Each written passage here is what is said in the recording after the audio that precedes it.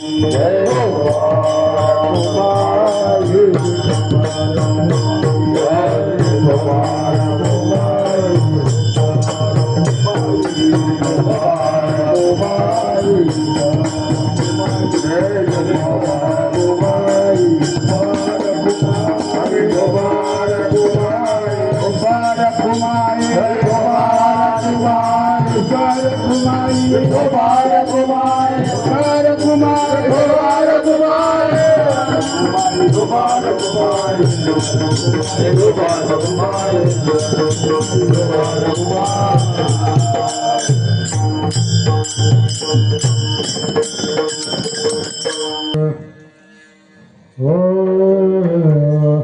हरे हरे हरे राम कृष्ण हरे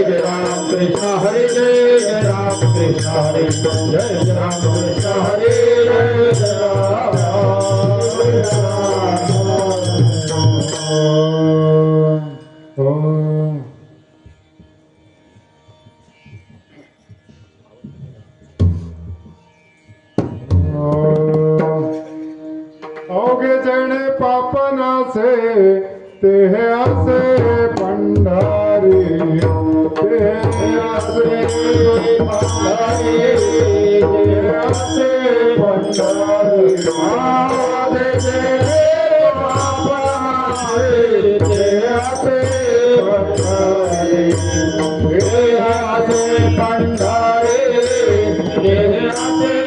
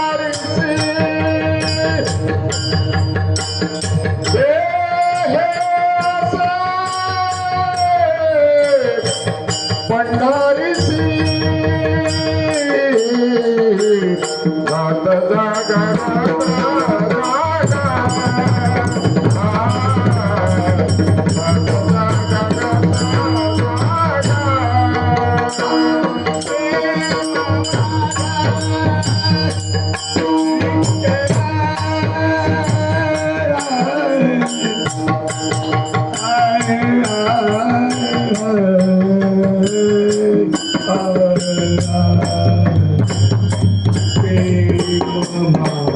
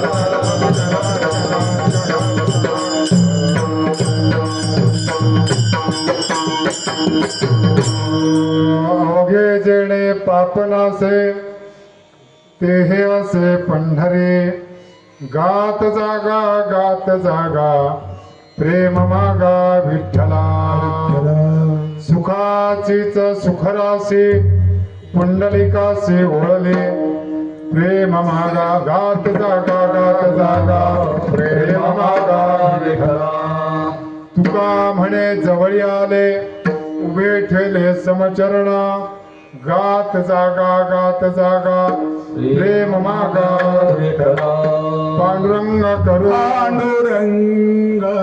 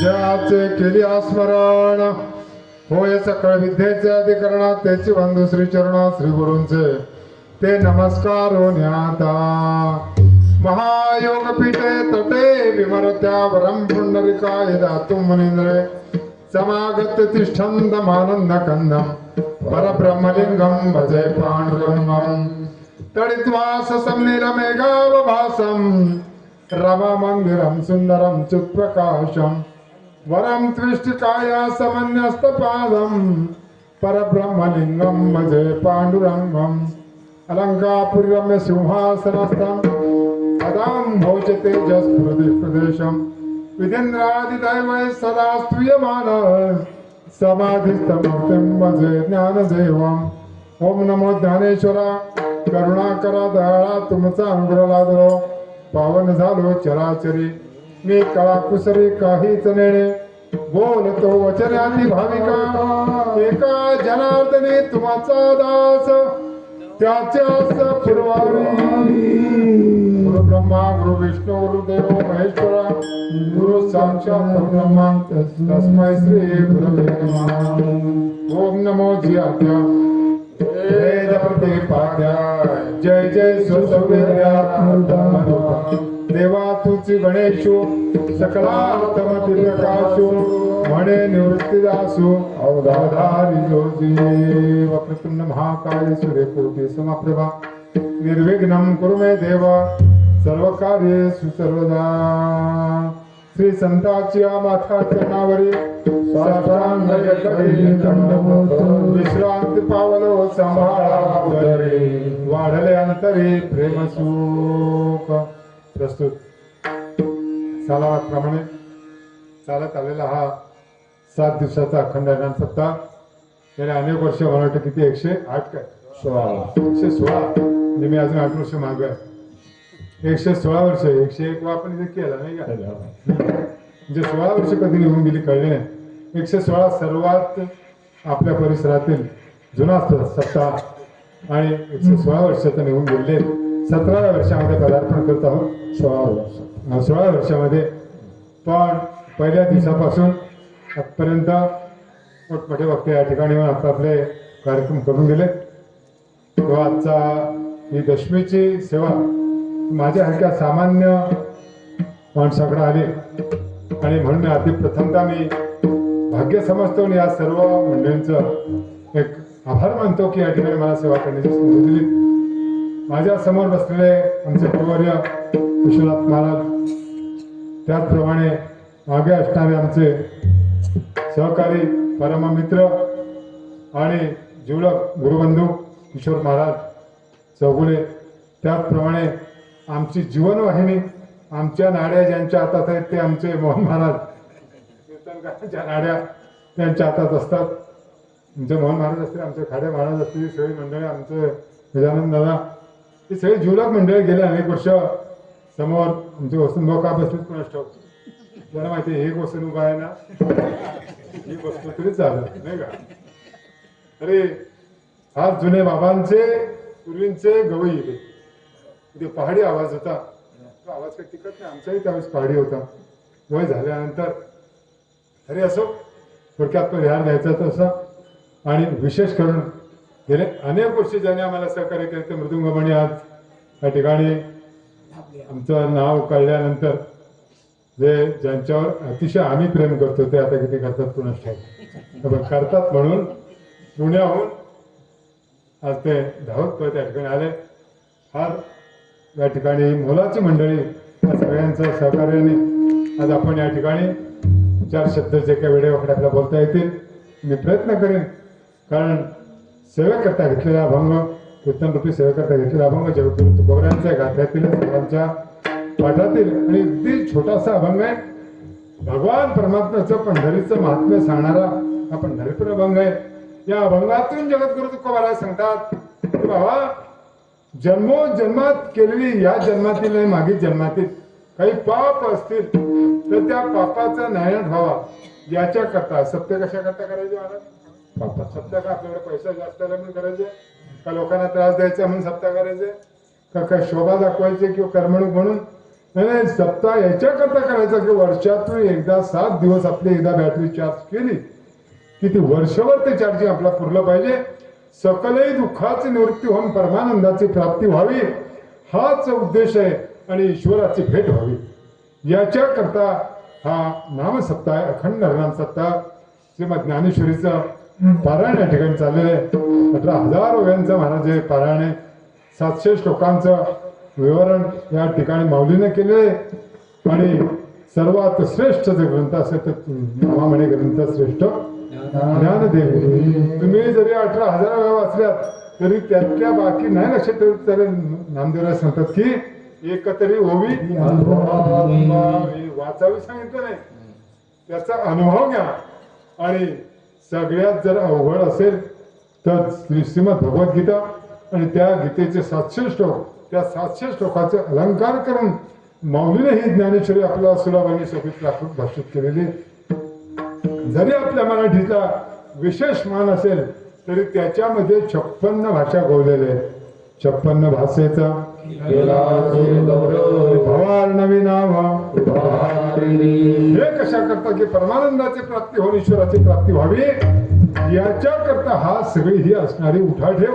म्हणून या परमानंदाची प्राप्ती, दुःखाची निवृत्ती आणि पापाचा नाश हा मला कुठं होईल तर महाराज सांगतात की हे सगळं पाप अवघे जेणे पाप नासे. त्या पापाचा जर नाश व्हायचा असेल तर ते कुठं आहे तर ते ठिकाण हा ते हे असे पंढरी, तर ते पंढरीला आहे. म्हणून त्या ठिकाणी तुम्ही जा आणि तिथं गेल्यानंतर मला जाताना कसं जा असे नुसत्या मुख्याने जाऊ नका, मुखाट्याने जाऊ नका.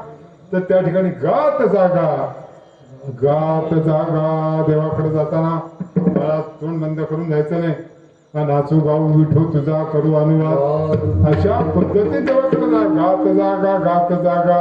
आणि तिथे पोहोचल्यानंतर देवाकडे काय मागाल तर प्रेम मागा. विठ्ठला प्रेम हे देवाचं देणं आहे. बाकी संसारात आपल्याला निर्माण करता येतं. प्रेम निर्माण जर हवं असं वाटत तसं ते त्याच्याकरता देवाकडे गेलं पाहिजे. प्रेम मागा विठ्ठला. त्या सर्व दुःखाची निवृत्ती होऊन परमानंदाची परमसुखाची प्राप्ती तर ती कुठं आहे म्हणत सुखाचीच सुखराशी ती फक्त एकालाच प्राप्त झाली. आपण म्हणतो आम्हाला देव प्राप्त झाला, मला सांगतात की फक्त एकालाच प्राप्त झाली ती पुंडलिकाशी ओळखली. तर ती फक्त एका पुंडलिकानं त्यावेळी साधली आणि तो आपण त्याचा आस्वाद घेतला, त्याचा रस भक्तीचा रस आपण सेवन केला आणि इतरांना वाटला. म्हणून महाराज तुकोबारा एका भंगातून सांगतात की सेवेतो हा रस पुढचं सांगतात की गारे हो नकारा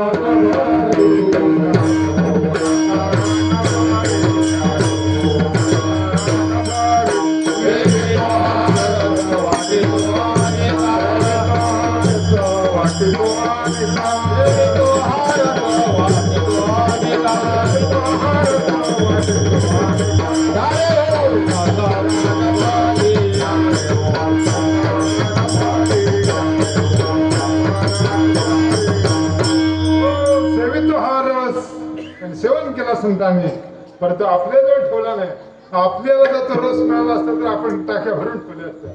पण संतांनी काय केलं नाही की सेवितो हा रस वाटितो आणि का म्हणून लोकांना उपदेश करतात की घ्या रे होऊ नका रानभरी, रानभर होऊ नका. पण तरी सुद्धा आपण आता रानभरच आहोत नाही का. इथं एवढी जनता आहे आजूबाजूच्या परिसरात, पंचकोशी पण आपल्याकडे लोक सांगतात काय त्रास होता. आपण घेताना काम सांगत नाही, सुंदरपैकी वसारा असं घेतलेलं आहे, पण लोक येत नाहीत. घ्यारे हो नका रानभरी. म्हणून ते जर रस सेवन करायचं असेल तर ते माझ्या पुंडलिकानंच सेवन केलं, ते सुख त्यानं प्राप्त करून घेतलं. आणि म्हणून ते पंढरीत जा, तिथं गात जा, देवाकडे प्रेम मागा आणि सर्व सुख आपलं करून घ्या. आणि हे सगळं आपल्याला कुणी जवळ आणून ठेवलं तर माझ्या पुंडलिकरायाने ठेवलेलं आहे. म्हणून तुका म्हणे जवळी आले उभे ठेले समचरण गात जागा, गात जागा प्रेम मागा. हा भंगाचा धावता भावार्थ हवे कारण याच्यात महाराज सांगतात की अवघा शब्द वापरला. अवघा परमार्थात अवघा शब्दाचा अर्थ वेगळे आणि प्रपंचात वेगळे. परमार्थामध्ये महाराजांनी बऱ्याच ठिकाणी अवघा सांगितले की अवघे जेणे. अवघा म्हणजे किती प्रपंचात अवघा म्हणजे मोजका. आपण काय त्याने किती रुपये दिले? अवघे 100 पैसे. अवघे किती? त्याला मर्यादा आली. अवघी मर्यादा किती बाद झाला? अवघा 10 मन म्हणजे त्याला मर्यादा आली. पण परमार्थामध्ये सांगितलं अवघा याचा अर्थ विस्तृत प्रमाणात सांगितलेले. अवघाची संसार किती ठिकाणी अवघा वापरलेला का? अवघाची संसार सुखाचा करीन आनंदे भरीन. अवघे म्हणजे संपूर्ण व्यापक दृष्टीने त्याचा विचार केलाय. किंवा अवघेची त्रैलोक्य आनंद चरणी जगन्नाथा अवघा सांगितले. हे अवघे गरजे पंढरपूर वारीच्या टायमाला अवघे अवघे म्हणजे काय? अवघे म्हणजे विस्तारपूर्वक सांगितले. आणि प्रपंचात अवघा या शब्दाला संकुचित म्हणजे प्रमाणात त्याचं वर्णन केलंय.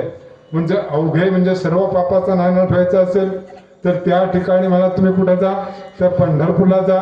तर त्या ठिकाणी पंढरी क्षेत्र कुठं आहे त्याच्याकरता संत महाराज तुकोबाला लोकेशन देतात. त्याचं पंढरीचं लोकेशन अरे ते पंढरी आहे कुठं? भीमातिरी एक वसविले नगर. भीमातिरी एक वसविले नगर. भीमातिरी एक वसविले नगर. भीमातिरी एक वसविले नगर. त्याचे नाव पंढरपूर रे. त्याचे नाव पंढरपूर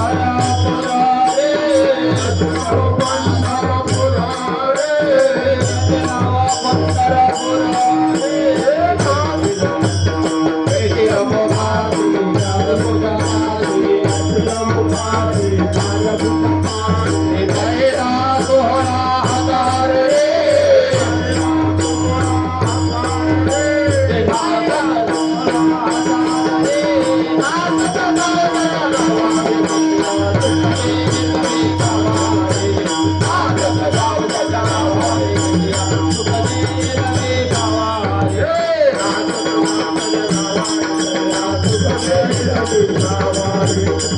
नाव पंढरपूर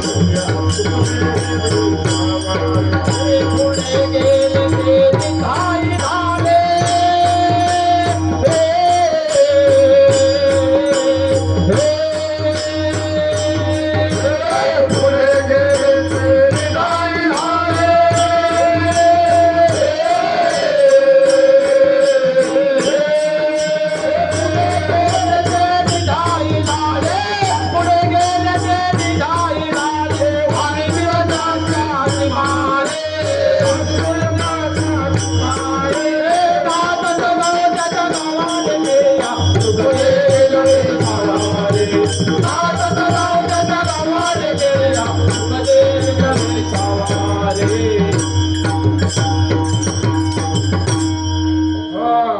सुंदर वर्णन केलंय की भीमातिरी एक वसविले नगर. कुंडाचे नाव पंढरपूर रे. ते तिरमुखासी चार भुजा त्यासी पाहिला 16,000 रे. नाचत जाऊ त्याच्या गावार खेळिया सुख देईल विसावारे. पुढे गेले ते निधाई झाले वाणीतील त्याची शिवारी. अशा ठिकाणी पंढरीचा पत्ता देतात महाराज. अनेक प्रकाराने पत्ता दिलेला आहे. मृत्यूलोक एक नगर त्याचे नाव पंढरपूर. सुंदर वर्णन केलं महाराजांनी. त्या ठिकाणी पंढरीत गेल्यानंतर महाराज आपल्याला सुखाची प्राप्ती होईल. पण त्या ठिकाणी जात असताना महाराज कसं जावं? गात जागा गात जागा आणि प्रेम मागा विठ्ठला. भगवान परमात्म्याकडे प्रेमाची मागणी करा. कारण परमात्मा आपल्यासाठीच त्या ठिकाणी पुंडलिकाने आणलेले. म्हणून पुंडलिकाने आपल्या काय विशेष सेवा केली? फक्त आपल्या आई वडिलांची सेवा केली. पहिला पुंडलिक फार उन्मत्त होता. फार उन्मत्त होता. परंतु जात असताना मला त्याला असं वाटलं की आपण तीर्थयात्रा करावी. काशीची तीर्थयात्रा करत असताना आई वडिलांना घरी ठेवून पंढरीत पत्नीला घेऊन चाललेले. जाता जाता एका मुक्कामाच्या ठिकाणी त्याला तिन्ही तीर्थांचं दर्शन झालं. आपल्या सर्वांना माहिती आहे का, सांगण्याची काही वेगळी गरज नाही. तिन्ही तीर्थांचं दर्शन झालं. आता त्या गंगा यमुना सरस्वती समोरून तीर्थ अशा निस्तेज होऊन चाललेले. आणि जाताना त्याने पाहिलं थोड्या वेळानंतर काही काळाने त्या परत आल्या. येताना त्याने आपलं तेजस्वी स्वरूप धारण करून परत आल्या. त्याने अडवलं, म्हणला आपण कोण आहात? जाताना तुम्हीच त्या स्त्री रूपाने गेल्यात, निस्तेज होतात ना, आता तेजस्वी बनवून कशा आला? तर म्हणला आम्ही आमच्या गुरूंची सेवा करण्याकरता गेलो होतो. म्हणला ना कोण आपले गुरु आहेत? तर म्हणला कुट स्वामी आमचे गुरु आहेत. त्यांची सेवा केली असताना म्हणला आमच्यातील असणारे सगळे दोष नष्ट होतात. कारण तुझ्यासारखे मार्मिक गोष्ट काय सांगितली? अरे तुझ्यासारखे पापी चांडाळ जे आईवडिलांचे हाल करून आपल्या पत्नी बरोबर ते म्हणाला तीर्थयात्रा करण्याकरता निघाले, आईवडिलांना घरी ठेवलेले आणि त्याने स्नान आमच्यामध्ये केल्यानंतर आम्हाला जे दोष लागतात तर त्या दोषाने आम्ही काळ्या होतो, आम्ही निस्तेज होतो. आणि त्या परत म्हणा आम्ही जाऊन यात्रा संपल्यानंतर यात्रा नव्हे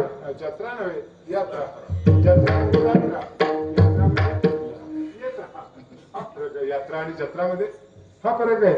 यात्रेमध्ये येत राहा, पण ती यात्रा संपल्यानंतर म्हणा तुझ्यासारखे हे असते मूर्ख माणसं म्हणा पापी निघून गेल्यानंतर आम्ही निस्तेज होतो. कुकुट स्वामींची आम्ही सेवा करतो आणि मग आम्ही पुन्हा तेजस्वी होतो. आणि तुमचे कुकुट स्वामी एवढे काय करतात? पण आई वडिलांची सेवा. हा अरे सहज बोलणे हित उपदेश करुणी साय असं शिकवते. सहज बोलून जातात. मला परमार्थामध्ये सहज बोललेलं जुहागरी लागलं आणि त्याने तिथंच आपल्या पत्नीला घेऊन मागायला फिरला. आईवडिलांना घेऊन आलेल्या यात्रेला त्यांची सेवा केली. सेवा करत करत काशी यात्रा करता करता पंढरीत मुक्काम झाला. पंढरीत मुक्काम झाल्यानंतर देवाने पाहिलं, म्हणाला रे देव कशा करता आले पंढरीत? एकाच कामा करता नाही आलेले. भगवान श्रीकृष्णाचे जे जे अवतार होतात ते कशा करता? एक कार्यार्थमागत्य कोटी कार्यच कार्य. एका कार्य करता देव येतात, परत अनंत कार्य करतात. रुक्मिणीला शोधण्याकरता आले. दिंडीरवनात रुक्मिणी रुसून आली, तिला शोधण्याकरता आले. कुठून आले? गोकुळाहून आले. अरे रुक्मिणीला शोधता शोधता जाताना सेवा करत असलेला पुंडलिक त्यांना दिसला. पुंडलिकाकडं त्याने पाहिलं. अरे म्हणला माता पित्यांची सेवा करत आहे, याला काहीतरी आशीर्वाद द्यावा म्हणून देव गेलेले आहेत. हाक मारले पुंडलिका. पुंडलिकाने मागे वळून पाहिलं नाही. अरे म्हणला मी देव आलोय. म्हणला कशा करता? म्हणला आई वडिलांची सेवा झाल्याशिवाय म्हणला मी माग सुद्धा बघणार नाही. तिथपर्यंत एक वीट उचललेली मागं भिरकावली महाराज. माग फेकलेली आहे तिथपर्यंत. आई वडील झोपत नाही तिथपर्यंत या विटेवरती उभा राहिल्यानंतर मला बघेन कोण आहे. देव असला तरी आज माझे माता पिता आहे माझ्यासाठी देव आहेत. सेवा केली. भगवान परमात्मा भक्तांचं कौतुक पाहण्याकरता द्वारकेहून आले. पुंडलिकाच्या भावार्थ द्वारके येऊन तो गोकुळ येऊन झाला येता. आणि पुंडलिकासाठी म्हणा आले. पाहिलं भक्तीचं कौतुक, आई वडिलांच्या सेवेचं कौतुक पाहता पाहता म्हणा उभे राहिले. उभं राहता आता कमरेवर हात घेतले. कमरेवर हात घेऊन भक्तांचे कौतुक पाहत आहेत. आणि सेवा झाल्यानंतर आई वडील झोपले. मागं वळून पाहिलं म्हणा परब्रह्मा अवतार आहे. म्हणा चतुर्भुज असं स्वरूप भगवंताचं पाहिलं. देखीला डोळा बैसला म्हणे तोच वदने उच्चारे. माझ्या त्या डोळे भरून भगवंताकडे पाहिलं आणि तिथंच नमस्कार केला. त्यांच्या पुंडलिका काय हवं ते मला काही नको, जसा इथे उभा आहे तसाच इथंच राहा म्हणाला. अशा करता भगवंताला त्या ठिकाणी आणलं. म्हणून मला सांगतो की तुका म्हणे जवळ आले उभे ठेवले समचरण. भगवंताला या ठिकाणी पुंडलिकाने आणलं. म्हणून सांगतात की भला भला पुंडलिका मानला श्री जनलोक. कोणे काळी सुखायचा कोण पावत. नातुडे जो कोणे परी उभे केले विटेवरी. मिष्टिलपणे आमचे संत महात्मा सांगतात की अरे पुंडलिका जो सगळं साकार असणारा परमात्मा आमच्यासाठी मला आमच्या घरादारात आम्हाला काम करण्याकरता मदत करणारा तू या ठिकाणी त्याला उभे केलेस. कार्य पुण्या माफलासी उभे केले विठ्ठलासी. ऐसा कैसा रे तू धीट आणि मागे भिरकाविली वीट. अरे म्हणा पुण्या क्रोधाने म्हणतायत महाराज. अरे पुंडलिका तू मला कसा मारतलास? आणि आमच्या पांडुरंगाला आमच्या बरोबर मला खेळणारा आमची कामं करणार तर एका ठिकाणी उभे केलेस. ऐसा कैसा रे तू धीट मागे भिरकावी दे भेट एका ठिकाणी वर्णन करतात. जो कलेसा पुन्हालिका कसे रविट जो कलेसा पुन्हालिका मध्ये बसत नाही ते बसत नाही. माता पित्याची सेवा करूने माता पित्याची सेवा करूने विठ्ठला आणिला सखा कसे रविट जो कलेसा पुन्हालिका जो कलेसा पुन्हालिका कसे रविट जो कलेसा पुन्हालिका. माय बाप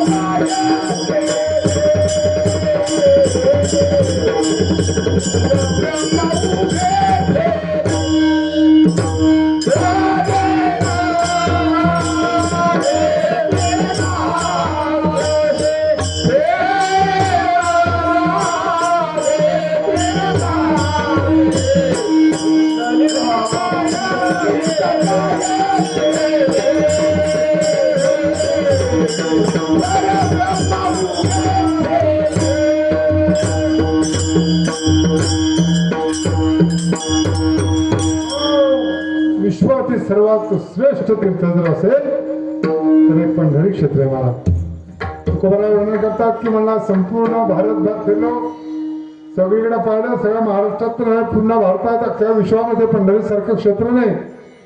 उदंड पाहिले उदंड ऐकिले उदंड वर्णिले अरे उदंड पाहिले पुष्कळ पाहिले म्हणला, पुष्कळ त्यांचं वर्णन ऐकलं. काही तीर्थांचं म्हणलं वर्णन केलं, गायले तीर्थांचं वर्णन, परंतु असं म्हणालाय पंढरी सारखं क्षेत्र नाही. ऐसे चंद्रभागा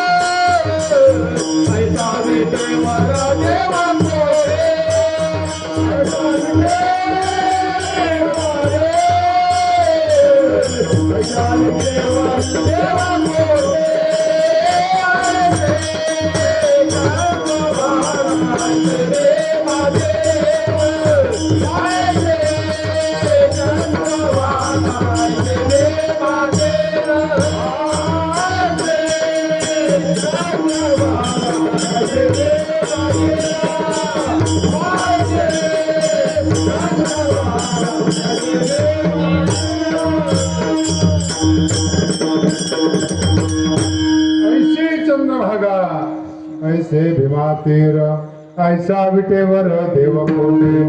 अखंड विश्वामध्ये म्हणला असं ठिकाण नाही. आज कुठेही जा तुम्ही किती तीर्थयात्रा करा, परंतु चरण स्पर्श फक्त माझ्या पांडुरंगाचाच करता येतो. तिथं गेल्यानंतर मला तिथली अवस्था अशी असते, उच्च नीचक आहे. ज्ञाने भगवंत तिष्ठे भाव भक्ती देखोनिया. भगवंताला सुद्धा सगळे भक्त अगदी समान असतात. तिथं गेल्यानंतर पंढरीत गेल्यानंतर अशी अवस्था प्राप्त होती की अभिमान नुरे कोडा भगेची पुरे. त्या ठिकाणी अभिमान राहत नाहीत. मग उठा उठी अभिमान जाय ऐसे स्थळ कोण ते या पंढरीस घडे खळा पाझर रोकडे. सर्वश्रेष्ठ जर तीर्थ असेल तर तो पंढरी तीर्थ आहे. रामायणाचे प्रसंग आहे. रामायण पूर्व काळातील महाराज गौतम ऋषींची पत्नी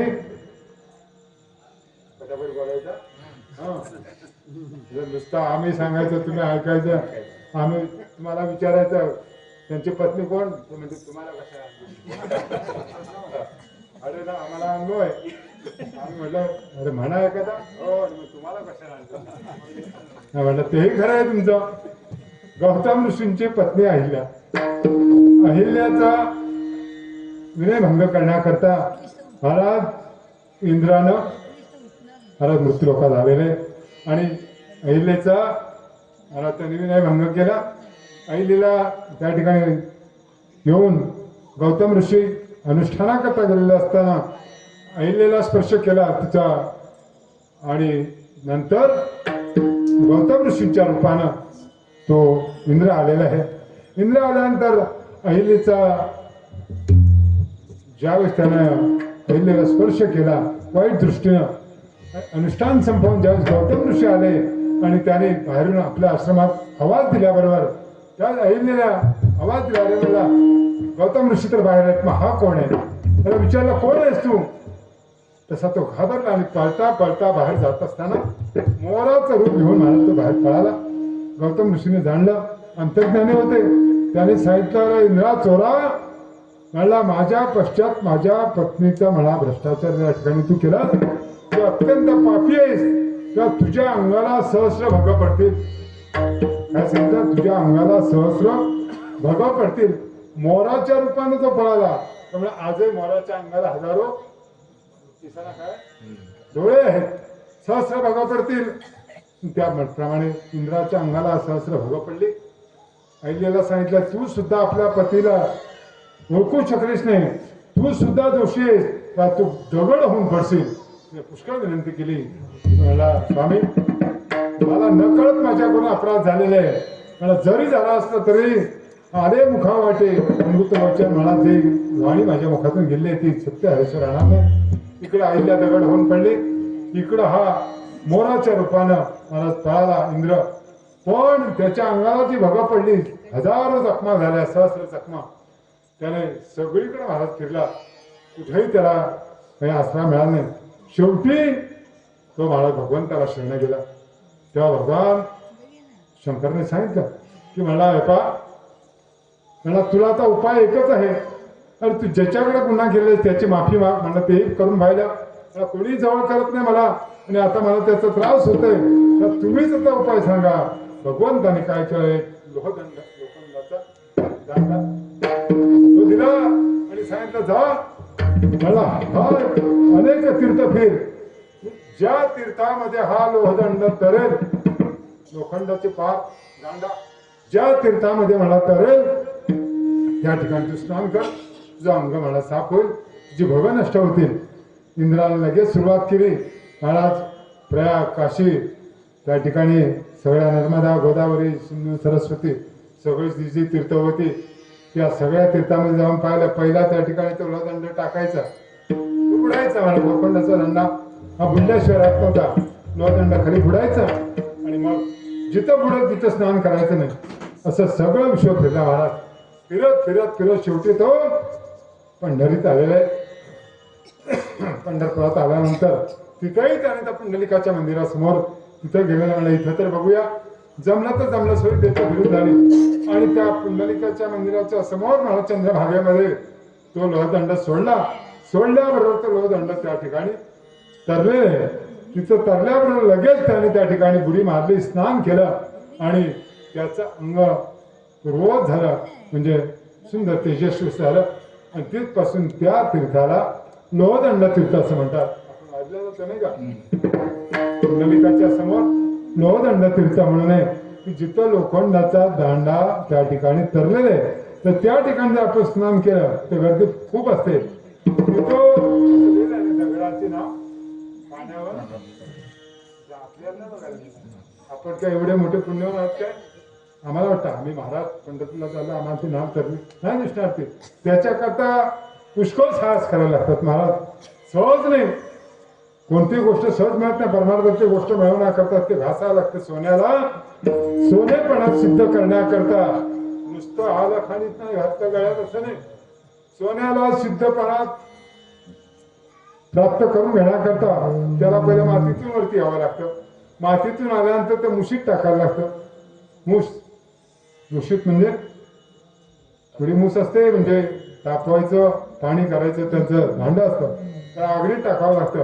त्याचं पाणी होतं, पाणी होऊन त्याची वीट बांधते. ती वीट नुसती गळ्यात घालून चालेल का? त्या विटेचा जर अलंकार करायचं त्याला ठोके किती खावे लागतात? हजारो ठोके खावे लागतात. त्यावेळेस तो कुणाच्या तरी गळ्यात येतो. जसं फुलाने विचार, फुलं देवाच्या पूजेला येणारी फुलं काय हारातली फुलं असतात, काय देवाच्या पायाजवळ पडले असतात, काय डोक्यावर पडले असतात. देवाच्या पायाजवळील फुलं त्या हारातल्या फुलांना म्हणतात.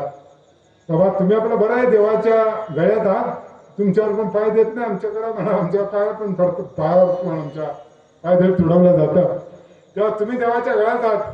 त्यांनी सांगितलं त्या फुलांनी, अरे म्हणला देवाच्या गळ्यात जाण्याकरता काळजा सुई टोचून घ्यायला लागते.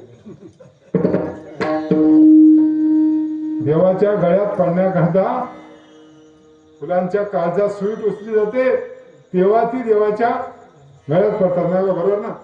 चुकला तर लगेच सांगायचं महाराज चुकलं, आपण सुधारलो. तेव्हा ते त्याच्याकरता महाराज साहस करायला लागतात. आपण म्हणतो की सहज एखादा म्हातारा गेला की आपण मागं लिहितो की आमचे वडील देवाचे असं सामान्य असतं, कैलासवासी, कोणी स्वर्गवासी. आता आम्ही गेले की आमची पोरं म्हणा आमचे बाबा कीर्तन करते वैकुंठवासी. तर बाबा कुठे तर ते मध्येच त्याला काय माहिती आहे? हा फक्त भ्रम आहे महाराज. परंतु वैकुंठवासी होण्याकरता, वैकुंठात जाण्याकरता महाराज वैकुंठी जावं या तपाचे सायास त्या ठिकाणी अनंत जन्मीचे माझे जीवाना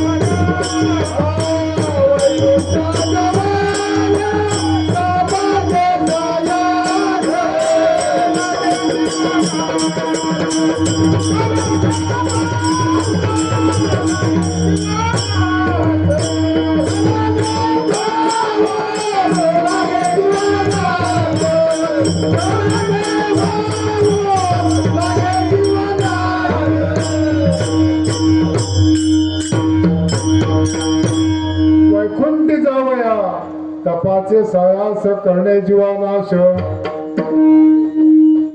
जीवाचा नाश करायला लागतं तेव्हा वैकुंठाची प्राप्ती होते. वैकुंठ सहज मिळत नाहीत. हा चिरंजीव कल्प वैकुंठी नांदे त्याच्या अवघड काय जीवकल्प वैकुंठ हे अवघड आहे. हरिपाठ आपण सगळं म्हणतो नाही का? हा, तपाचे सामर्थ्य अभिननामोप आणि चिरंजीव कल्प. अरे हरिपाठ आपण सगळेच म्हणतो, तुम्ही म्हणतो, आम्ही म्हणतो, पण वरना खाली यायला सोपं आहे, पण खालून वर जायला नाही का? हा, म्हणून जर भगवंताची प्राप्ती करून घ्यायची असेल तर महाराज सांगतात की हा, चित्त नाही नामे तरी ते व्यर्थ. नामाची चित्त असेल तर भगवंताची प्राप्ती होते, पण भगवंताची प्राप्ती करून घेण्याकरता चित्त नाही नामे तरी ते व्यर्थ. त्याच्या मागचा कुणाला जमला तर सांगा. त्रिवेणी संगमे नाना तीर्थ भ्रमी चित्त नाही नामे. एवढा परमार्थ अवघड आहे महाराज. सहज त्या ठिकाणी ही गाठी सहज मिळत नाही, त्याच्याकरता फार साहस करावे लागतात. एकदा रुक्मिणी मातेने विचारलं भगवंताला, पंढरी क्षेत्र इतकं आपलं श्रेष्ठ आहे, कशामुळे श्रेष्ठ झाले? कारण हे अनेक गोष्टी द्यायला मिळतील, उशीर होईल, उद्या तुम्हाला आणखी रात्रभर जागरण करायचे. तर रुक्मिणीनं विचारलं की म्हणा, प्रभो पंढरीत आलेला वारकरी त्या प्रत्येक वारकऱ्याला म्हणलं वैकुंठात स्थान मिळतं असं मी ऐकलंय. देवाने सांगितलं होय. अरे मग आता ही वारी कितीची आहे? 10 ते 12 लाखाची. एवढे सगळे जर मला वैकुंठात गेले तर तिथं जागा कशी करायची? पण शेवटी स्त्री आहे ती, आदिशक्ती आहे, तिला विचारला सहज प्रश्न निर्माण होतात. बायकांचे प्रश्न अनेक निर्माण होतात, त्यांचे काही शास्त्र वेगळे असतात. सहज सहज बोलता बोलता ते आपलं काहीतरी चालवतात. आणि एवढे जर सगळे 10 लाख वारकरी जर वरती आले तर वैकुंठात तरी जागा व्हायला पाहिजे. देवाने सांगितलं, देव बोलून दाखवत नाही, करून दाखवतो. त्या घडी सुद्धा घरचा बाप्या आपल्याच म्हणतात ना, तो जे बायकोचं तोंड अशी जास्त लागत नाही. एकदा संध्याकाळचा ऑफिस सुरून आला आणि सहज खुर्चीवर बसला, दमलेला होता, विचार आपला पाय हलवत होता. बायको म्हणते, खुर्चीवर बसून पाय नाही हलवायचं. म्हणतो का? घरात पनमती येते. ठीक आहे, म्हणजे पाय हलवायचं बंद केलं. दरवाजाची बेल वाजली. म्हणजे दारुगुडा मी काय तशी सहसा सुटणार नाही. म्हणजे महाराजाची असो नाही तू वाजपेयची असो. दारुगुडा तो दमून आला 12 तास, 4 तास गाडीत गेले त्याचे, 12 आणि 4 16 तास त्याचे असेच गेले, तरीही दमदना. दारुगुडा म्हणजे पाय हलवल्यानंतर मला पनवती येते, त्यांनी दार उघडला. अरे वा वा म्हणजे सुबई आल्या. गेला लागेल बायकोचं तुझा अनुभव म्हणला श्रेष्ठ आहे, मानली म्हणाल तुला. पाय ह्याच्या पुढे म्हणला पाय हलवणार. सासू आली 15 दिवस राहायला आणि सांगितलं बरोबर, तुझंही म्हणणं खरं, याच्या पुढे मी तुझं ऐकत जाईल. पांडुरंगाने सांगितलं मला, रुक्मिणी तुझंही म्हणणं खरं आहे, पण म्हणला तुला उद्या आपण दोघंही म्हणला वाळवंटात जाऊ. वाळवंटात गेल्यानंतर म्हणला मी गाईचं रूप घेईन आणि तू गवारणीचं रूप घे, मी गायवालीचं रूप घे. आणि हे जे सगळे वारकरी आता इथून जे चाललेले आहेत ना स्नान करून वरती, त्या मी गाईचं रूप घेऊन मला चिखलात बसून राहील. देव करील ते काय हे महाराज, देव काय करू मला चिखलात बसून राहील आणि तू प्रत्येक वारकऱ्याला सांग, बाबा अरे माझी गाय म्हणला बसते तिला जरा उठवून द्या. प्रत्येकाला सांग म्हणाला. तर आता आपल्यासारखे सफेद कपडे असे मस्तपैकी जर टकाटक गेलेले, ते का तिथे गाय उठवायला गेले म्हणतो बाबा तुमच्या पाया पडते, रुक्मिणी माता गवारीन झालेली, पांडुरंग परमात्मा गायचं रूप घेऊन बसलेले आणि ते सांगतात दादा जरा गाय उठवा. म्हणा आत्ता धोतर नेसून आले, मी घातलेला टकाटक. मला नाही जमणार, लांब घेते गाय उठवायला आले का, आम्हाला दर्शन नाही जायचे. तू म्हणते जा, तुला दर्शन देणारे मी आहे म्हणून. काय पांडुरंग म्हणला इथं की तुला दर्शन देणं. असे सगळे गेले महाराज. सगळे गेल्यानंतर मला कोणी शिल्लक राहिलं नाही. तुला अनुभव आला, तुम्ही सांगितलं बघा हे सगळे निघाले, एकही उठवायला तयार होत नाही. त्याच्यातून एक म्हणला झिंगलेला आला तिथून, ज्याने आयुष्यभर सगळे काही व्यस्त करून मोकळा आला, पण तुमच्या आमच्यासारख्याने यांनी म्हणावं चल काय व्हायचं व्हायचं, गेला वारीला. तिथं गेल्या त्याला आठवण आली खरी, पण काय इलाज चालू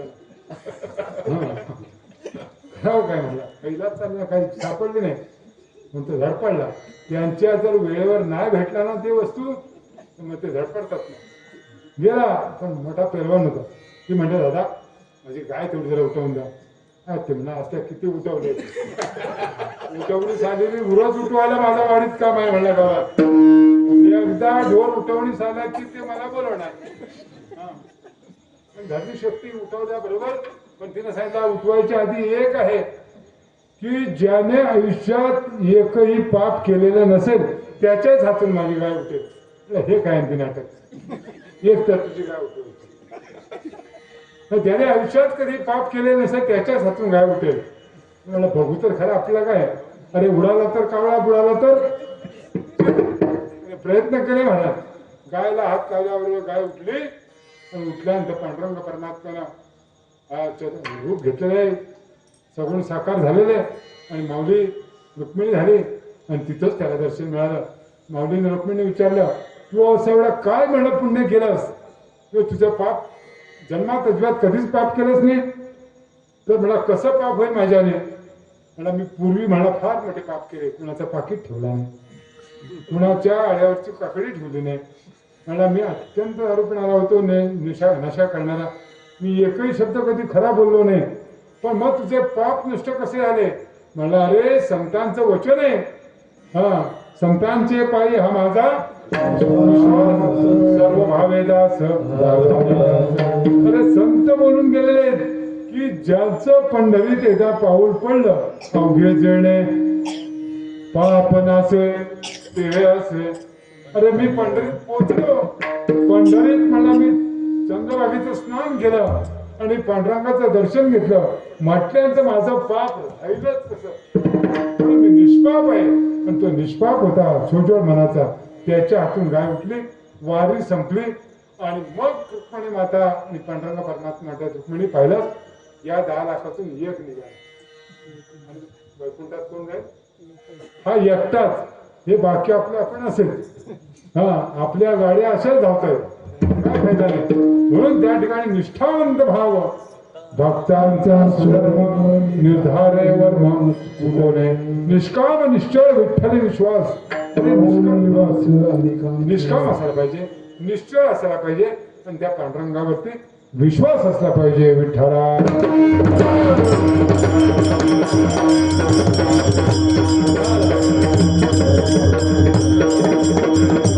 असे माझ्या पंढरीचा मेहमान आहे पंढरी क्षेत्रात गेल्यानंतर तुम्ही जरी इतके वैकुंठापर्यंत जरी नाही पोहोचले तुम्ही जाऊन संसार करणे इतके तरी आता बरेचसे असे आपले माकडे आहेत ते म्हणतात महाराज तुमच्यावर आलो म्हणा अजून जगलो तरी नाहीतर गेलो असतं म्हणा वैकुंठाला नाही म्हणा वैकुंठात तशी सगळ्यांना जागा मिळत 10 लाखातनं जिथे एकाच सिलेक्शन होते मग त्या ठिकाणी काय घेऊन बसतात परंतु आमची माऊली सांगते अरे मला वैकुंठ वरती वैकुंठ आहे की नाही ते म्हणल्यानंतर बघा पण खरं वैकुंठ कुठं आहे ज्ञानदेव पाठ हा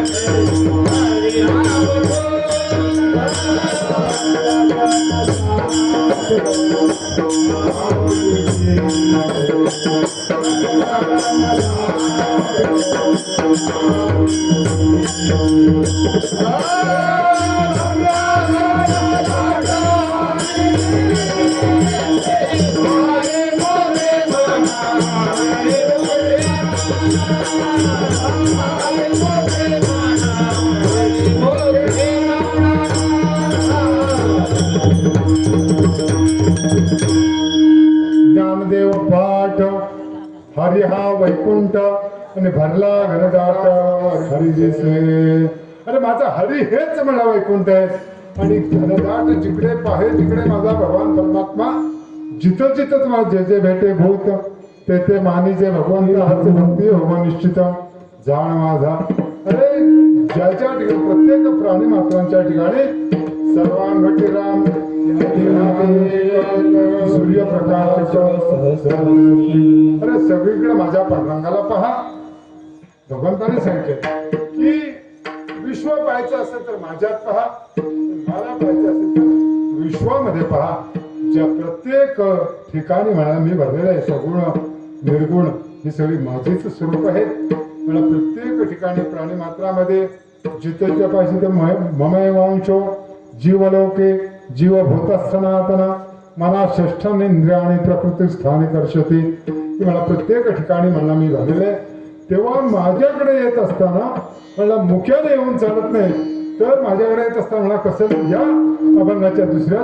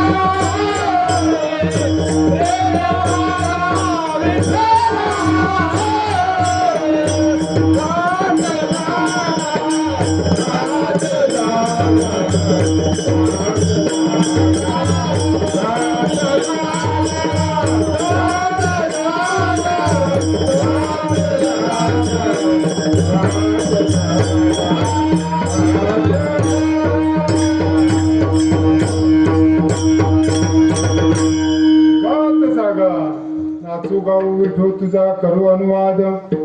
जिकडे पाहे तिकडे सर्वमय गोविंद ही अवस्था प्राप्त झाली पाहिजे.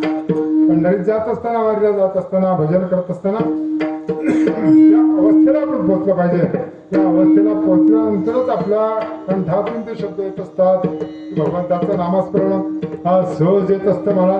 तेव्हा आपण वारीला जाताना भगवंताचं गुणगान गात जावं. त्या ठिकाणी ते सुद्धा जातीवान असायला पाहिजे. ते पाहिजे जातीचे फेर गबाळाचं काम नाही, कुणाचं तरी काम नाही. परमार्थ करणे कुणाचं तरी काम नाही. परमार्थ हे लेकुराच्या गोष्टी असे हौशी नवशी बरीच येतात. आता तुम्हाला वारीचा अनुभव असेल, चालत आम्हाला अजून न्यायचं योग आला नाही आणि कायच्या पुढे सांगता येत नाही. आता सगळी रात्र थकली. आता किती वय असेल तुमचा अंदाज? आमचा वय किती असेल? ही 65 केली ती सोडा, ती 65 नव्हती. हा आता 68 आहे आमचं चालू. काय 2 वर्ष मिळाली तरी पुढचे परमार्थात बस झाली. 70 गाठली. एकदा 75वा अमृत महोत्सव काय म्हणतात त्याला, थोडा जर तुमच्या आशीर्वादाने झाला तर बघू. आता काय अपेक्षा नाही, म्हणून असं निरपेक्ष जीवन जगावं महाराज. अरे अशी दिंडी चाललेली होती. दिंडीतून महाराज बरीचशी मंडळी आजूबाजूच्या बाया येत होत्या दिंडीत. आणि एक जण आली, ज्ञानबा तुकाराम भजन करत, सुंदर आवाज होता. त्या वारीत मंडळीमध्ये मावशी हो म्हणा की एखादं गाणं, एखादं भजन म्हणा. आता ती मावशी घरातून सगळ्या व्यापातून बाहेर आली होती, तिच्या डोक्यातून काही संसार गेला नव्हता. घरात परमार्थ संसार या दोन परस्पर विभिन्न गोष्टी आहेत. संसार बंधन निर्मुक्ता कथम मैशात कदा विभो. संसार सोडल्याशिवाय, संसारातली माया कमी केल्याशिवाय परमार्थात माया जुळत नाही. म्हणून तिनं प्रपंचात राहून परमार्थ साधता येत नाही. म्हणून महाराज सांगतात की संसार बंधन निर्मुक्ता कथम मैशात कदा विभो. देवाकडे जात असताना तिनं गायला सुरुवात केली, पण तिनं परमार्थात गायला नाही. तिच्या डोक्यात संसार भरलेला असताना, हा संसारात डोका असावं पण डोक्यात संसार नसावा. जसं महाराज अनेक वेळा सांगतात की बाजारात घर असावं का घरात बाजार असावा. बाजारात घरात असलं तर आणखीन जवळ होईल नाही. नाही, घरात बाजार नसावा, बाजारात घर असावं. पण हिचं कसं, हिच्या घरात बाजार असलेला वारीला आली परंतु डोक्यात संसार गेला होता. माऊली म्हणते की मावशी म्हणा गाणं. मावशीनं गाणं म्हणायला सुरुवात केली. देवाचं नाव तर आलं बाजूला. ती म्हणते माझ्या नवऱ्यानं मारलं ग शेजारी नात्या बाई. महाराज मला नवऱ्यानं मारलं ग शेजारी नात्या बाई. बाकीचे येडे होते ते म्हणायला लागल्या. काय आवाज आहे बाई, काय आवाज आहे. फार सुंदर म्हणते. तिला जरा स्फुरण आलं. ती म्हणते माझा नवरा कसा आहे. मला सण दिवाळीचा आला, मी आला दारू पिऊन आला, त्यानं फटाका फोडला, शेजाऱ्याचा कापूस जाळला, त्यानं बदा बदा मारला ओ शेजारी नात्या बाई. हे का भजन झाला. महाराजांना सांगितलं मावली तू दिंडीच्या मागणं ये मला. या सगळ्यांना बिघडवशील पण दिंडी आलेले. पण जर गायचं असेल ना तर त्या ठिकाणी जातीवान असायला पाहिजे. प्रत्येकाला मी सांगत असतो हे व्यासपीठ वेगळे, या ठिकाणी देवाशिवाय काय बोलायचं नाही. म्हणून त्याला परमार्थ हा एक महाधन आहे. परमार्थ महाधन जोडी देवाचे चरण. त्या ठिकाणी विशेष करून नामस्मरणाला जास्त किंमत आहे. भगवंत ध्यानी मनी हा स्वप्ने जागृती हा आपल्या ठिकाणी आपल्या हृदयात त्याचं स्थान असावं. डोळे मिटले तरी सुद्धा आपल्याला देव दिसला पाहिजे. रामकृष्ण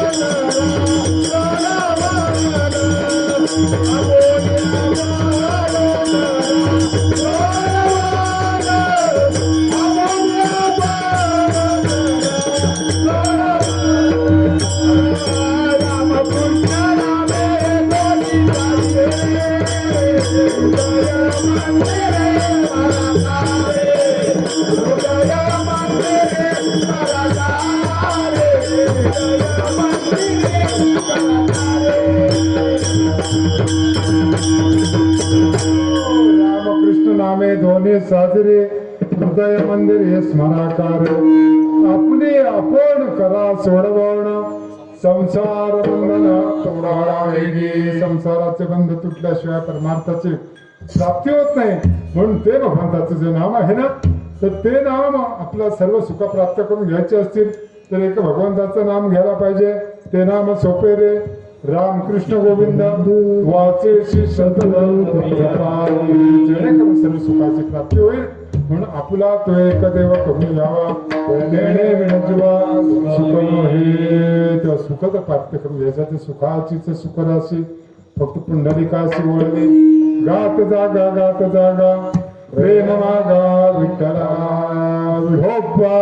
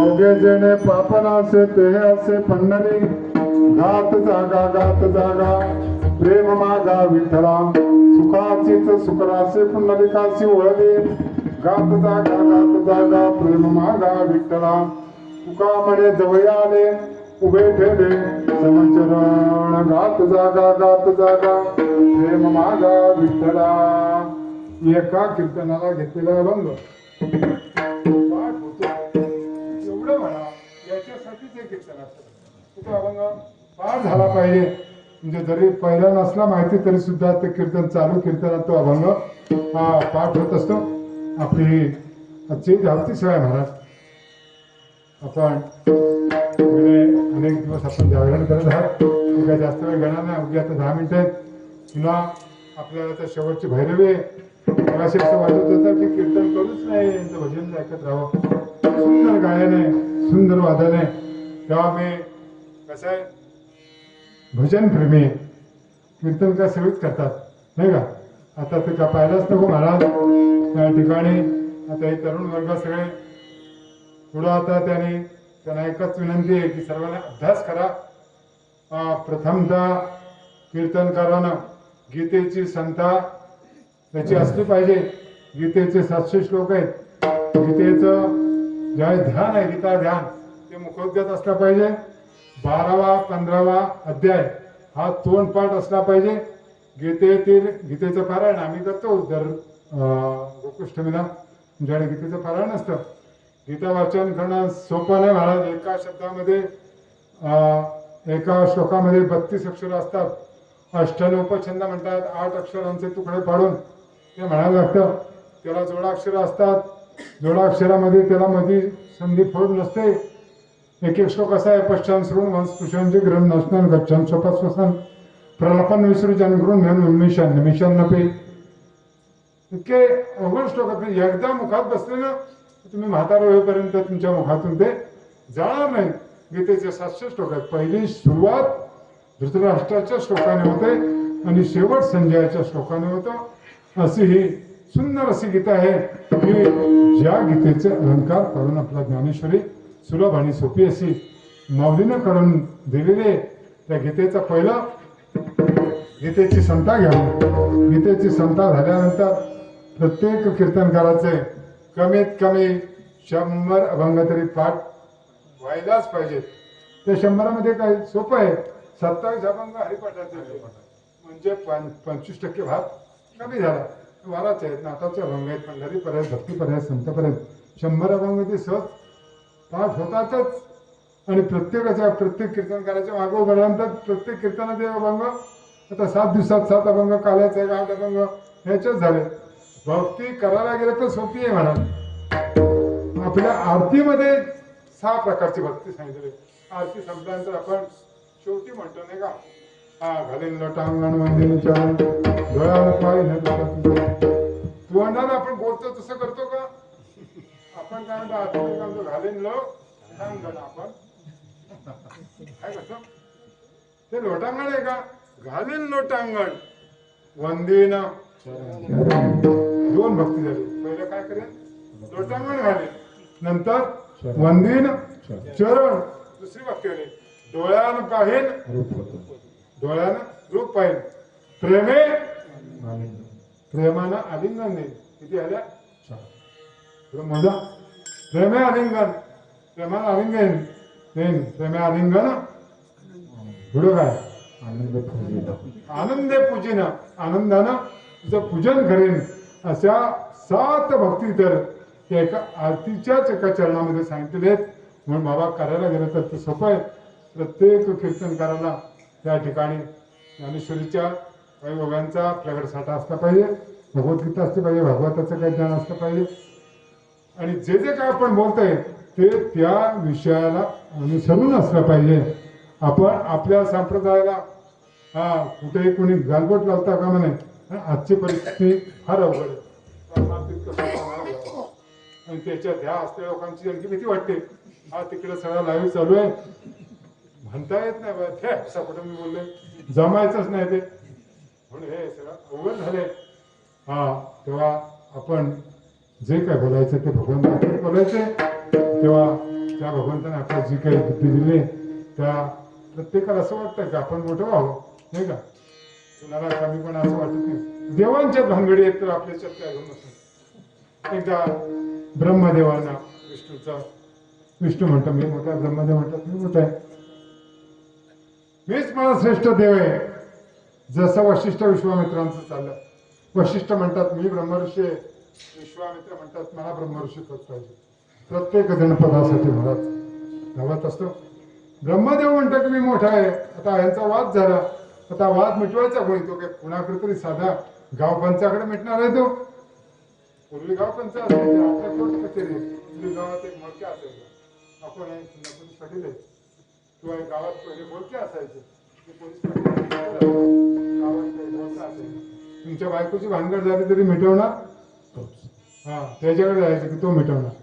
तुमच्या बरीचशी 25 माणसं गेली, त्याची बायको नंतर काय म्हणला भानगड करते म्हणून तो गावातला मोर्चा आमच्याकडे तिकडे होते, इकडचं का माहिती नाही म्हणून बोलका गावातला 4 गावातली मिटिंग असते की मग त्याला बोलायची, म्हातारा राहिला तर त्याला धरून आणायची, तो नाही निवाडा करायचा. 4 लोक गेले त्याच्याकडं. म्हातारा आमचा उद्या बैठक आहे. अरे बैठक करता का नवरा बायकोची भांडण मिटवायची होती. हे दरवाजे जाते त्याच्याच बायको मुगाडा घेऊन त्याची पाठ भरायला कोण पाहे तयार. आता ते म्हणतात हाच जर जिथं दुबळा आहे तिथं आपलं काय, म्हणून त्या ठिकाणी पंचस्तर तसं असावं. ते दोघेही उठले आणि आता कुणाकडे जायचं, भगवान शिवाकडे गेले, शंकरांकडे गेले. त्यावेळेचे शंकर म्हणजे त्यांचा मुख्य अध्यक्ष, कोणाची भांडण झालं मिटवायचे कोणी. शंकरांकडे गेले, सांगितलं म्हणला, ब्रह्मदेवाने सांगितलं मला मी श्रेष्ठ आहे की विष्णू श्रेष्ठ आहे. आता विष्णूपासून ब्रह्मदेवाची निर्मिती, विष्णूंच्या नाभी कमळातून ब्रह्मदेवाचा जन्म आहे, तरी सुद्धा त्यानं विष्णूवरती मात केली. आताची पोरं बापाला म्हणतात बसा मी करतोय ना, तशी अवस्था तिथपासून चालू आहे. ही भानगड आजची नाही. महादेवाने सांगितलं जास्त काही बोलायचं नाही. तिने एक ज्योत निर्माण केली आपल्या नेत्र कमळातून, एक ज्योत निर्माण केली आणि सांगितलं की म्हणाला दोघांनाही सांगितलं एकानं याचं मूळ शोधा आणि एकानं टोकाला जाणार. ब्रह्मदेव म्हणला खाली जाण्यापेक्षा वर जायला परवडत. ब्रह्मदेव वरती गेलेले आहेत आणि विष्णू खाली पाताळात गेले. 14 भुवन सप्त पाताळ खाली गेला विष्णू, पण काय त्या ज्योतीचं मूळ सापडलं नाही. हिंग ज्योत होती, ज्योतीचं मूळ सापडलं नाही. ब्रह्मदेवावरती गेला आपला मोठेपणा सिद्ध व्हावा याच्या करता मला खूप वरती गेला महाराज, काही त्याचा टोक म्हणून सापडलं नाही. परंतु त्याला मध्येच जात असताना कामधेनू सापडली, गोमाता सापडली. गाईला सांगितलं की म्हणाला तू मला साक्ष दे की ब्रह्मदेवानं शेवटचं टोक पाहिलं म्हणून. आता गाई येडीस ती साधी बिचारी होईल, मला चल येते मी मला साक्षीला. आता आपण साक्षीदार नेतो, त्या काहीतरी आपण द्यायला लागते, तसं त्याने काहीतरी कबूल केलं असेल. काय साक्षीला आली, येता येता केतकीचा फूल मिळाला. त्याला सांगितलं तूही चल म्हणा, सांग की म्हणा शंकरना सांग म्हणा ब्रह्मदेवाना शेवटचं टोक पाहिलं. मी दोघंही खाली आले, विष्णूही खालून वर आले. विष्णूने सत्य सांगितलं आणि विष्णू हा सत्वगुण आहे. त्याने सांगितलं प्रभू मला काही तळ सापडला नाही, शेवटचं टोक काय सापडलं नाही. ब्रह्मदेव म्हणते मग मी श्रेष्ठ आहे, मी पाहिलं म्हणला. कशावर गायला आणलं पुराव्याला? नाही गो माता पुराव्याला आहे. तू विचारला काय? मला ब्रह्मदेवाने टोक पाहिलं म्हणाला. मला खोटं सांगतोय. विष्णू डोळे म्हटले शंकराने आणि तिथं गायला शाप दिला की तू जरी बाकी सर्व ठिकाणी पवित्र असलीस तरी तू मुखानं पवित्र होशील, मुखानं अभक्षभक्षण करशील. तिला विनवणी केली मला तुझा मागचा भाग पवित्र राहील.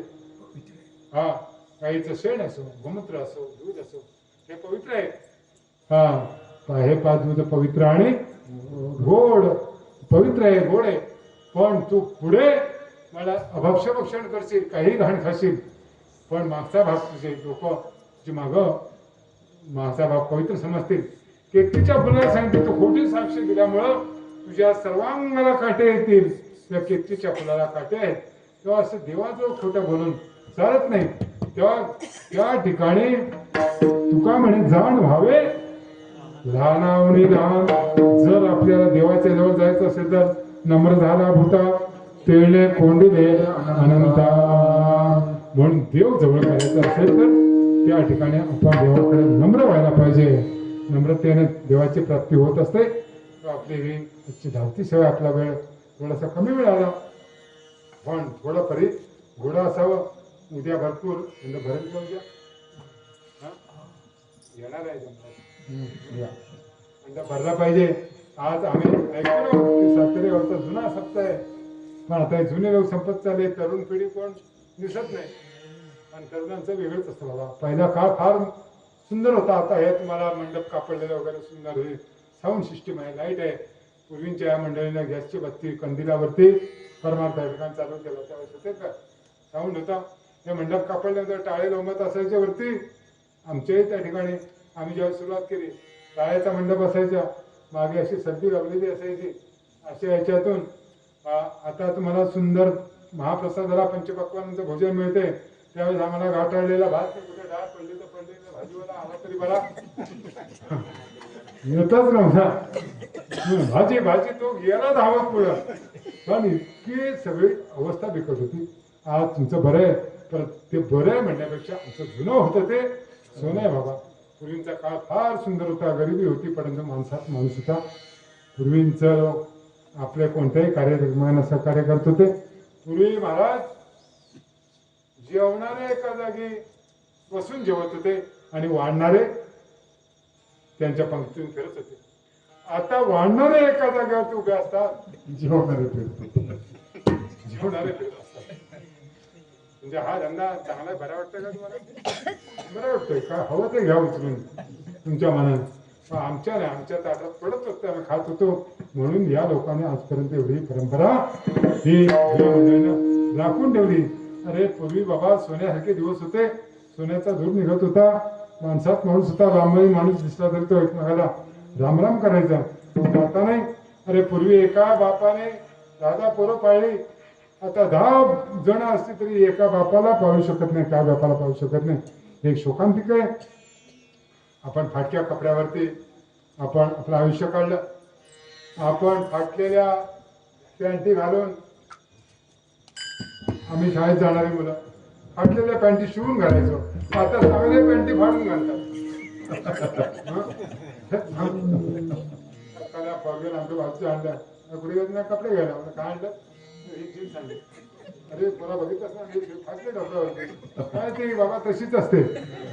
अरे पण फाटकी पैसे त्या पैसे हिला भरपूर आहेत म्हणते महाग असते अरे त्या खिडक्या भाड्या अगोदर हे सगळी कसं आहे विचित्र काम आहे बाबा. परंपरा जोपासली पाहिजे याच्यासाठी कीर्तन करावी. देवाचं कोणी सांगेल पण परंपरेला बाधा आहे त्या कामाने. आजची परंपरा सगळ्या बाबतीत थोडी विचित्र झालेली आहे. पूर्वीच्या नवऱ्या लाजत यायच्या आणि आता नाचत येतात. आमच्याकडे लग्न होतं आणि त्या घरात भरायच्या आधी त्या पंचगंगा धुवून झाला का ती घरातली माणसं सांगते तिला पण घ्या नाचायला. आला घात काय म्हणता तुम्ही हा मी सांगितलं अरे मूर्ख हो चांगल्या घराण्यातली तुला ती पण ना पुढं आली जी लक्ष्मी नाचत घरात शिरेल जी लक्ष्मी जी नाचत घरात शिरेल ती तुम्हाला नाचवल्याशिवाय राहील का नाचवल्याशिवाय राहणार नाही. अरे तिने नम्रतेने यावं तिने वाकून यावं नम्र असायला पाहिजे. पूर्वी नवरी आल्यानंतर तिच्या कुंकवाच्या ताटात आणि कुंकवाच्या ताटात तिची पावलं ठेवली जायची आणि ती पावलं त्या लक्ष्मीच्या पावलांमध्ये आपल्या घरामध्ये आपल्या देवघरापर्यंत प्रवेश करायची. त्यावेळेचे जुनं जाणते लोक फार ज्ञानी होते. त्या पावलांकडे बघायची जी पावलं कशी उमटलेली जिच्या पायाला थोडा मावल्या तुम्हाला नाही बोलता मला इंदुरीकर करा जिच्या पायाला थोडासा खळगा असेल ती लक्ष्मी. पण जिचा पाय पूर्ण उठला ना तर तिला करायचं नाही काय मग त्या सासऱ्यानं ठरवायचं किंवा नवऱ्यानं ती हिच्या हातात चाव्या द्यायची तू नाही द्यायच्या. याच्याकरता ते तंत्रज्ञान होतं त्या काळचं. आताचं तंत्रज्ञान लग्न केल्यावर समजेल तुम्हाला. ती येतात धान्याचा घडा उंबरठ्यात ठेवला जातो ती येणार तीच लात मारणार पहिली घरातल्या लक्ष्मीला. ते हात पकडणार आपल्या हिंदू संस्कृतीत नाही येते पण आता सगळी संस्कृती आपली नष्ट झालेली आहे आणि ती त्या धान्याला पाय लावून जाणं मग त्याच्यावरनं जाणार तिची पावलं तुम्हाला आता दिसणार नाही. म्हणून बाबा ही संस्कृतीचा लोप होता कामा नये. आपल्या पूर्वजांची जी संस्कृती जोपासली तर ते माझ्या वडिलांची मिरासी का देवा वडिलांची मिरासी वडिलांनी जे जे केलं हे तर वडील जे जे आचरते त्या नाम धर्म ठेविते तेच हेरा अनुष्ठिते सामान्य सफळ. नवी नवरी आली की पहिली ओटी भरायची नाही का आपल्याकडे पद्धत होती. नवी नवरी आपल्या नव्या नवऱ्या आपण घेऊन गेलो कोणाचा आपल्या नातेवाईकांकडे आमच्याकडे पण गेल्या वर्षी नवी नवरी आली. माणसं म्हणतात बाबा ती ओटी भरायला हवी भरा. अरे पण ती आधी जीन्स आणि तो टी शर्ट घाल काय ओटी भरताय तुमचं सगळीकडे असंच आहे. ओटी भरायला कशाने भरताय साडी आहे तुला साडी आहे पण ती भरणार कुठं ओटी. अरे ती ओटी म्हणजे पदरात घ्यायची असते नाही का. तुम्ही ओटी भरा साड्या 5 घाला तुझ्या ओटीत कोण ती घेणार कशात. म्हणून अशा ज्या मर्यादा आहेत त्या काही काळ त्या मर्यादा आपण पाहिल्या पाहिजे. मग नंतर ती तुमची ही कोण तृप्ती देसाई ना ती म्हणते की इंदुरीकर महिलांवरती बोलत नाहीत ते त्याने काही गोष्टी चांगल्या पण केल्या. आता त्याला ट्रोल केले की त्याने त्यावेळेस केलं पण नंतर त्याचे ग्रह फिरले तसे आमचे पण कदाचित फिरतील कधी असू शकतं. पण बाबा हो जास्तीत जास्त आपण परमार्थिक क्षेत्रातले माणसं आहोत. आपण त्याच्या पद्धतीनं वागलं पाहिजे. यालाच धर्म म्हणतात की एका वडीलच जे आचरते तया नाम धर्म तेच अनुष्ठिती सामान्य सकळ. म्हणून देव जवळ आल्याशिवाय तुम्हाला सद्बुद्धी होणार नाही. पण तुका म्हणे जवळ आले उभे ठेवले समचरण गात जागा गात जागा प्रेम मागा विठ्ठला. त्या ठिकाणी कुणाला तरी कुणाचा तरी खेळ नव्हे हा परमार्थ नव्हे लेकराच्या गोष्टी भक्ती नव्हे भोळी ही सुळावरची पोळी त्या ठिकाणी कुठल्याही गोष्ट आपल्याला मागून मिळत नाही सहज मिळत असते. प्रारब्धेची जोडे धन प्रारब्धेची वाढे मान प्रारब्ध क्रियमान आणि संचित हे आपल्याला कधी सोडत नाही. केलेले कर्म हे फेडावे लागतात. देवा ठिकाणा फेडायला लागले. आपण जर केले कर्म आपल्याला फेडायला लागतात. आपल्या पुढच्या पिढीला सुद्धा ते करता फेडायला लागतं. कुंती मातेने एक चूक केली. कुंती भाऊ राजाच्या नगरामध्ये आपल्या वडिलांच्या घरी असताना दुर्वास मुनींची सेवा केली. दुर्वासाने तिला 5 मंत्र दिले की पुत्री हे मंत्र पुढे भविष्यात तुला कामाला येते.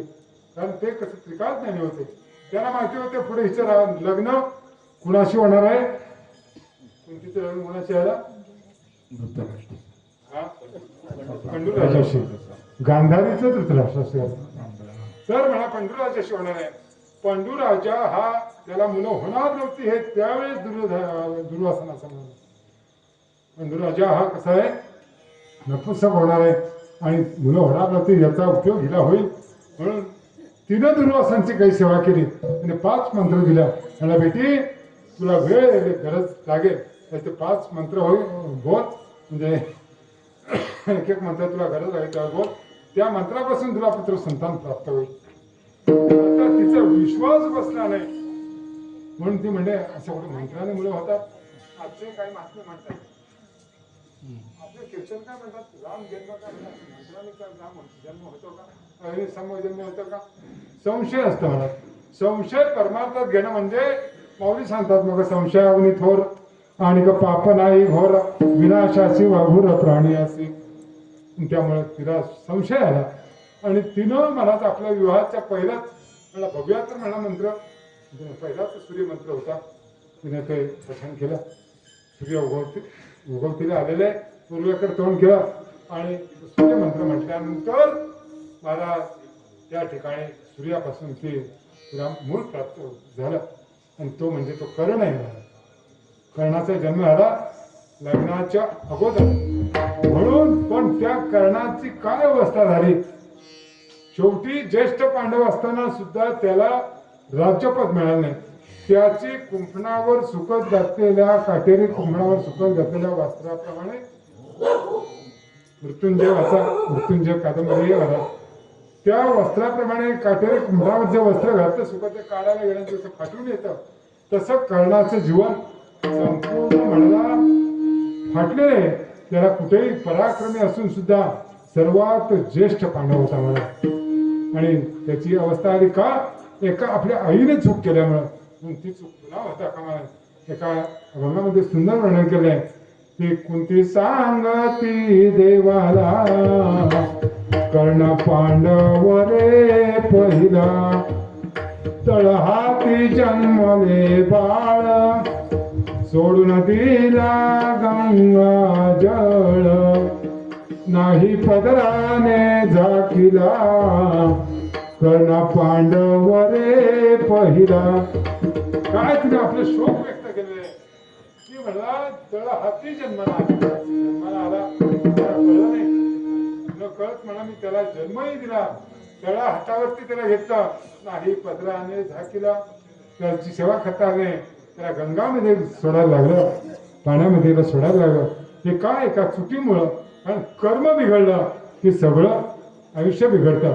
म्हणून त्या कर्मावरती आपण लक्ष ठेवलं पाहिजे. एक कुणाला नाही घाबरलं तर चालेल परंतु कर्माला घाबरला पाहिजे. कर्माने देवाला सुद्धा भोगायला लागलं. श्रीकृष्णाला कर्माची गती भोगायला लागली. रामप्रभूला सीतेला कर्म भोगायला लागले. कर्म कुणालाही भारत चुकले नाही. कर्माचं बोळ जोर कमी करण्याकरता त्या भगवंताचं चिंतन करायचं. त्या साधू संतांचं चिंतन करायचं. चिंतन हे तद्रूपता ज्या माऊलीने संप्रदायाचा पाया रचवला त्या माऊलींचा साक्षात आपल्या समोर त्याचं पारायण चाललेलं आहे. त्या माऊलींचं एक वेळा गोड असं आपण भजन करायचंय आणि मग शेवटची भैरवी होईल आणि कार्यक्रमाची सांगता होईल. ज्ञानेश्वर माऊली ज्ञानेश्वर माऊली